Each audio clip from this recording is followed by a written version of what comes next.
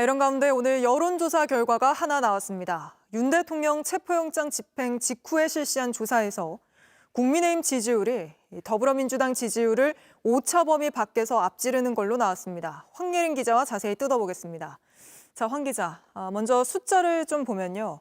국민의힘이 46.5%, 민주당이 39%로 나왔습니다.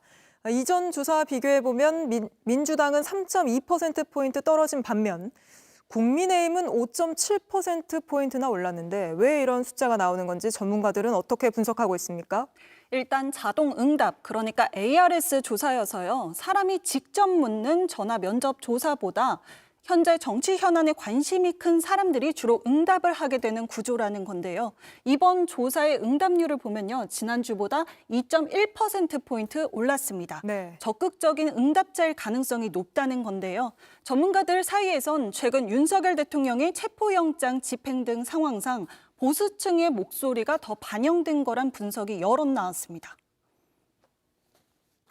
진보 성향이신 분들은 일종의 좀 해소가 됐습니다. 보수 성향이신 분들은 그렇지 않은 거죠. 오히려 더 다급해지고 좀 목소리가 커질 수밖에 없는 상황으로 좀 더. 네, 세부적인 조사 내용을 좀 뜯어보면 30대와 중도 이념 성향을 잘 모른다고 한 이들이 움직인 영향이 있다고요. 네, 응답자의 이념 성향을 보면요. 중도층에서 국민의힘 지지율이 34.5%에서 39.0%로 올랐고요.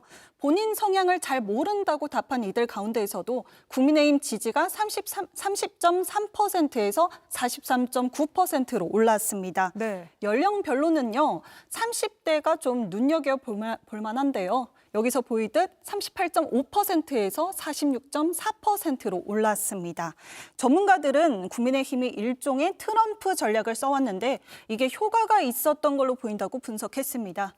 윤 대통령이 재판 지연을 외치면서 경제 위기를 강조했는데 이런 것들이 중도층과 30대 중심으로 효과가 있었다는 겁니다.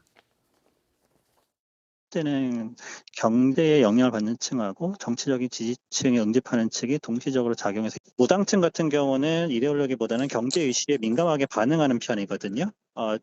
정치적 이슈뿐만 아니라 경제적 이슈에 좀 반응하기 시작했다라고 볼 수가 있을 것 같은데 그런데 이 경제 위기는 12.3 내란 사태가 촉발한 측면이 큰 거 아닙니까? 네, 계엄 사태 이후 불안정성이 커지고 경제 위기가 온 건 맞습니다. 그런데 민주당이 이 국면에서 국정을 안정적으로 다루는 모습을 보여주지 못했다는 겁니다. 네. 한덕수 대통령 권한대행 등 탄핵 경고가 잇따랐고요. 또 내란 특검법이나 양곡법 등 현안에서도 여당과 타협하는 모습을 충분히 보여주지 못했다는 분석이 나왔습니다. 그러면 민주당과 이재명 대표 책임이 크다 이게 있고요. 압도적 의석과 민주당 입법 행정 권한을 다 가져가는 거에 대한 두려움이 좀 있는 상태고. 차기 집권 세력의 선호도를 묻는 질문에서 여당에 의한 집권 연장 그리고 야권에 의한 정권 교체 이게 오차 범위 내에서 차이가 나타났다는 것도 맥락에서 풀이됩니다. 네, 같은 맥락으로 보이는군요. 황예린 기자와 여론조사 여기까지 짚어보고 민주당 분위기를 좀 보겠습니다. JTBC 뉴스를 시청해 주셔서 고맙습니다. 저희는 저녁 6시 30분 뉴스룸에서 뵙겠습니다.